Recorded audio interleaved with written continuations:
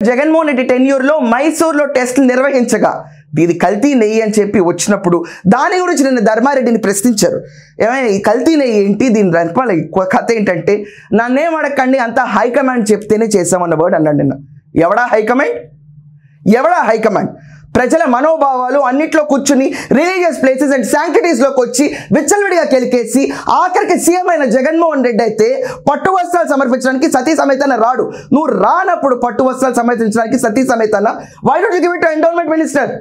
అది కూడా చేయడు, వెళ్తాడు, డిక్లరేషన్లు ఇవ్వడు, ఏ మత సంబంధితుడో చెప్పడు, ఇంకేమన్నట్టు మానవత్వం అని చెప్తాడు. అక్కడికి వెళ్ళి నీకు మానవత్వం ఉందా జగన్? నువ్వు తీసుకొచ్చి ఈరోజు సెక్యులరిజం మాట్లాడావు రిలీజియస్ ప్లేసెస్లో, మానవత్వం నా మతం అని చెప్పి నీకు మానవత్వం ఉందా? అండర్ యువర్ నోస్ కూర్చుని తిరుపతిలో ఈ రోజు నెయ్యి ప్రసాదంలో పెట్టి ప్రతి ఒక్కరికి పంచారు అని చెప్తుంటే నీకు అసలు మానవత్వం ఉందా? నువ్వు మానవత్వం గురించి మాట్లాడతావా జగన్ ఈరోజు? ఇదానే మానవత్వం, బోడి మానవత్వం, జనాల మనోభావాలతో ఆడుకుని నీదొక మానవత్వమా?